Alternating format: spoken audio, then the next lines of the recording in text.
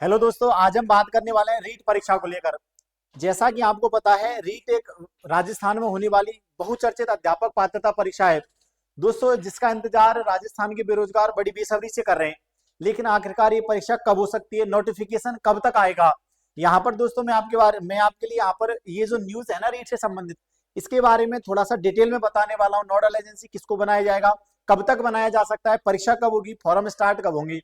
देखो दोस्तों, नोटिफिकेशन के बारे में चर्चा करने वाले, फॉर्म कब चालू होंगे फॉर्म के बारे में चर्चा करने वाले, एग्जाम के बारे में चर्चा करने वाले, इसकी नोडल एजेंसी। जी हाँ दोस्तों, एग्जाम की नोडल एजेंसी किसको बनाया जाएगा, मैं यहाँ पर सारी चीजों को डिस्कस करने वाला हूँ। रीट से संबंधित आपके मन में जितने भी डाउट हैं, वो सारे डाउट एक वीडियो के माध्यम से क्लियर होने वाले हैं। तो आपसे मेरा निवेदन रहेगा, वीडियो के एंड तक जुड़े रहें। जी हाँ दोस्तों, आज हम सबसे पहले रीट को लेकर चर्चा करने वाले हैं। जैसा कि आपको पता होगा, पिछली बार जो रीट पात्रता परीक्षा हुई थी 2022 में, और उसमें लगभग लगभग दोस्तों 7.5 लाख अभ्यर्थी केवल पात्रता प्राप्त करवाए थे। पात्रता प्राप्त कर पाए तो लगभग 7.5 लाख हो गए फेल। और दोस्तों यह लगभग लगभग 2 साल में कुछ अभ्यर्थी और जुड़े तो लगभग 10 लाख अभ्यर्थी ऐसे हैं जिनको राजस्थान में रीट का इंतजार है कि कब हो रीट।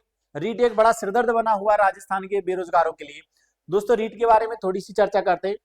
पहले तो आखिरकार ये रीट है क्या, थोड़ा सा आपको बता देता हूँ। ये दोस्तों एक जो रीट है ना, ये रीट नाम का कीड़ा है ना, इसकी फुल फॉर्म है Rajasthan eligibility examination of teacher. मतलब राजस्थान में अध्यापकों के लिए एक पात्रता परीक्षा निर्धारित की हुई है, जिसको रीट नाम दिया है। जो पहले आरटेट के नाम से चलती थी ना, 2011-12 में जो आरटेट हुआ था, 2013 में जो आरटेट हुआ था दोस्तों, वो रीट के नाम से चलने लग गया। अब उस परीक्षा को क्या कहा जाता है, राजस्थान अध्यापक पात्रता परीक्षा, जिसको क्या नाम दिया है, रीट नाम दिया है। अब इस रीट के कितने वर्जन होगी दोस्तों, रीट 2015 हुई थी, रीट 2018 हुई थी, 20 हुई थी, 22 हुई थी। अब जो होगी ना प्रेजेंट में, ये दोस्तों रीट 2025 होने वाली है। कब होगी परीक्षा, सबसे पहले तो मैं बता देता हूं। इसकी जो नोडल एजेंसी है ना, नोडल एजेंसी का मतलब होता है जो इस परीक्षा को करवाएगा। इस परीक्षा के लिए नोडल एजेंसी बनाया जाएगा दोस्तों माध्यमिक शिक्षा बोर्ड को। मासीबो माध्यमिक शिक्षा बोर्ड को दोस्तों इसकी नोडल एजेंसी बनाया जाएगा। मतलब रीट परीक्षा कंडक्ट करवाने की जिम्मेदारी किसकी होगी दोस्तों, ये जिम्मेदारी लेगा माध्यमिक शिक्षा बोर्ड। माध्यमिक शिक्षा बोर्ड जिम्मेदारी लेगा रीट परीक्षा को कंडक्ट करवाने की। लेकिन ये जिम्मेदारी तब लेगा जब इस माध्यमिक शिक्षा बोर्ड को शिक्षा विभाग के द्वारा अधिकृत पत्र दे दिया जाएगा। मतलब इनको दोस्तों यहाँ पर कह दिया जाएगा, ये बरवली ने लिखित में कहा जाएगा कि आपको रीट आयोजित करवानी है। ये जैसे ही बोर्ड के पास पत्र पहुंचेगा तो ये जो माध्यमिक शिक्षा बोर्ड है ना, थोड़े समय बाद ही दोस्तों रीट एग्जाम से संबंधित नोटिफिकेशन जारी कर देगा। अभी चूंकि आपको पता है, मैंने लास्ट वीडियो में भी बताया था दोस्तों, अभी बोर्ड को कोई अधिकृत पत्र नहीं मिला है कि भैया आपको रीट एग्जाम को कंडक्ट करवाना है, तो अभी नोटिफिकेशन की कोई चर्चा नहीं हो रही है। नोटिफिकेशन की कोई चर्चा नहीं हो रही है, क्यों? क्योंकि आपको पता होगा 7 जगह में दोस्तों उपचुनाव हुए थे और उनका रिजल्ट आज 23 नवंबर को आने वाला है। जैसे ही रिजल्ट आ जाएगा तो रिजल्ट आने के बाद आचार संहिता हट जाएगी, और आचार संहिता हटते ही दोस्तों शिक्षा विभाग अधिकृत नोटिफिकेशन, ये अधिकृत जो पत्र है ना, ये भेज देगा बोर्ड को। बोर्ड को जैसे अधिकृत पत्र मिलेगा वो तुरंत नोटिफिकेशन क्या कर देगा, जारी कर देगा। और बोर्ड ने कहा है कि दोस्तों लगभग 25 नवंबर को, जी हाँ दोस्तों 25 नवंबर को बोर्ड नोटिफिकेशन जारी कर सकता है। 25 नवंबर की डेट दी है। कुछ दिन पहले मैंने आपको बताया था 9 नवंबर को दोस्तों रीट को लेकर दूसरी बैठक हुई थी। उस बैठक में ये बताया गया था कि 25 नवंबर को बोर्ड के द्वारा दोस्तों रीट का नोटिफिकेशन जारी कर दिया जाएगा। थोड़ा सा और मैं प्रकरण को आगे चलाता हूं। देखो भैया, ये आपको समझ में आना चाहिए कि 25 नवंबर को यदि नोटिफिकेशन आ जाता है तो 9 तारीख को जो बैठक हुई ना, उसके अनुसार यदि 25 तारीख को नोटिफिकेशन आ जाता है तो दोस्तों 1 दिसंबर से रीट के फॉर्म चालू हो जाएंगे साहब। रीट के फॉर्म स्टार्ट हो जाएंगे। आया कि नहीं आया समझ में? रीट के फॉर्म स्टार्ट हो जाएंगे कब से, 1 दिसंबर से। सेम प्रक्रिया वही रहेगी, जैसा पहले फॉर्म भरा जा गया था रीट का, सेम वही प्रोसेस रहेगी।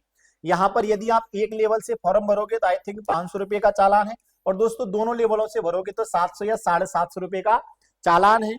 आपको फोटो लगाना है, आपको दोस्तों जो साइन सिग्नेचर वगैरह लगाना है, वो जितनी भी फॉर्मेलिटीज है ना, वो नोटिफिकेशन में दे दी जाएंगे कि क्या क्या किन किन डॉक्यूमेंट्स की रिक्वायरमेंट रहेगी। एक बात ध्यान रख लेना, जिन व्यक्तियों ने या तो बीएड फर्स्ट ईयर पास की हुई है या डीएलएडी फर्स्ट ईयर पास की हुई है, दोनों की बात कर रहा हूं मैं, या तो बीएसटीसी या दोस्तों बीएड फर्स्ट ईयर जिन्होंने पास कर रखी है, और जो दोस्तों सेकंड ईयर या अंतिम वर्ष में दोस्तों अंतिम वर्ष के पाठ्यक्रम में पढ़ रहे हैं, वो इसमें सम्मिलित होंगे। पास आउट तो होंगे, लेकिन जिन्होंने फर्स्ट ईयर के एग्जाम दे लिए, मतलब सेकंड ईयर में माने जाएंगे, वही अभ्यर्थी इसमें क्या होंगे, सम्मिलित होंगे। पास आउट तो होने वाले हैं, लेकिन और कौन, जो दोस्तों जिन्होंने सेकंड ईयर में एडमिशन है उनका, वो भी इसमें पात्र माने जाएंगे। अब देखो 1 दिसंबर को इसका एग्जाम फॉर्म चालू हो जाएगा और 1 दिसंबर से 30 तारीख तक फॉर्म भरे जाएंगे, और फॉर्म भरे जाते हैं निर्धारित समय में। सारी चीजें यदि 9 नवंबर को होने वाली बैठक के अनुसार होती हैं, तो दोस्तों यहां पर एग्जाम कब होगी साहब, इसकी एग्जाम हो सकती है फरवरी में। एग्जाम कब हो सकती है, फरवरी में। तो आपको पहले तो एकदम दिमाग को कॉन्शियस तरीके से सेट करना होगा और ये मानना है कि भैया यदि 25 तारीख, सबसे पहला प्रश्न यही उठता है कि यदि 25 तारीख को नोटिफिकेशन जारी हो जाता है तो 1 दिसंबर से फॉर्म चालू निश्चित तौर पर हो जाएंगे, और फिर एग्जाम भी कब हो सकती है, फरवरी में। अब ये थोड़ा सा लगभग 2-3-4 दिन का समय और लगेगा रीट को लेकर, कि कब इसकी एग्जाम को या कब इसके फॉर्म चालू होंगे, कब नोटिफिकेशन जारी आ जाएगा। तब तक के लिए लगभग 3-4 दिन तक इसके बारे में दोस्तों ज्यादा कुछ चर्चा नहीं की जाए, क्योंकि सरकार भी प्रेजेंट टाइम में इसके बारे में कोई चर्चा नहीं कर रही है। आज उपचुनाव के रिजल्ट आ जाएंगे, रिजल्ट आने के बाद बोर्ड को जैसे अधिकृत पत्र मिलेगा, वो तुरंत नोटिफिकेशन जारी कर देगा। नोटिफिकेशन जारी होने के बाद फॉर्म स्टार्ट हो जाएंगे, और दोस्तों एग्जाम डेट का भी यहाँ पर तुरंत आपको मेंशन कर दिया जाएगा। अच्छा, कई बच्चे पूछ रहे हैं पैटर्न क्या रहेगा इसका, रीट का पैटर्न क्या रहने वाला, अभी बता देता हूं मैं। यदि मैं पैटर्न से संबंधित चर्चा करूं ना, तो रीट का पैटर्न सेम रहेगा, जो 2022 में रहा था ना, वो बिल्कुल सेम रहने वाला है।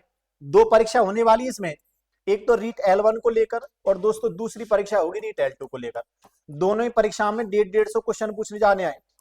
यहाँ भी 150 क्वेश्चन पूछे जाएंगे, और यहाँ भी दोस्तों कितने, 150 क्वेश्चन ही पूछे जाएंगे। 5 विकल्प होंगे, निश्चित तौर पर 5 विकल्प होंगे, 150 क्वेश्चन दोनों में पूछे जाएंगे।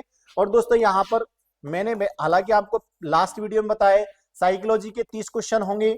सेम यहाँ भी दोस्तों साइकोलॉजी के कितने क्वेश्चन होंगे, 30। साइकोलॉजी की 5 यूनिट समाहित है इसमें, 30 क्वेश्चन साइकोलॉजी के होंगे।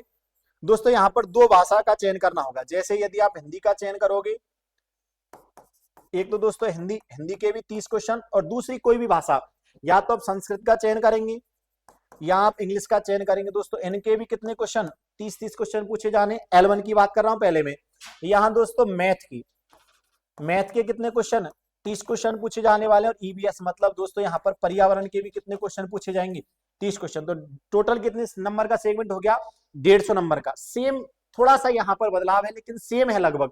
देखो साइकोलॉजी 30 नंबर की, यहाँ भी दोस्तों हिंदी फिर से कितने नंबर की है, वही 30 नंबर की, और दूसरी जो भी भाषा रही होगी संस्कृत या इंग्लिश में से, वो भी कितने नंबर की है, 30 नंबर की। और दोस्तों यहाँ पर 60 नंबर के रहने वाले हैं आपके शिक्षण विषय, जो भी आपके शैक्षिक विषय रहे थे ना, वो जैसे यदि कोई मैथ से देता है बच्चा, तो मैथ और साइंस रहने वाला है। कोई हिंदी से देता है, हिंदी, SST, जो भी उनका शिक्षण का विषय है ना, संस्कृत से देता है तो संस्कृत, इंग्लिश से देता है तो इंग्लिश। ये 60 क्वेश्चन यहाँ पर इनके शैक्षिक विषय के पूछे जाने वाले हैं।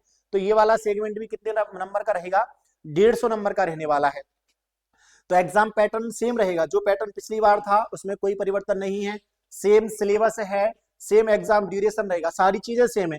केवल अब की बार यहाँ दोस्तों एग्जाम में कितने विकल्प होंगे, 5 विकल्प होंगे। पहले 4 विकल्प होते थे, अब की बार कितने विकल्प होंगे, 5। तो अपने दिमाग को एकदम सेट कर लो, पहले रीट पात्रता पास करनी ही है। जिनों के पास रीट पात्रता नहीं है ना, पहले रीट पात्रता पास करनी है, तभी आप रीट मेंस के लिए एलिजिबल माने जाओगे।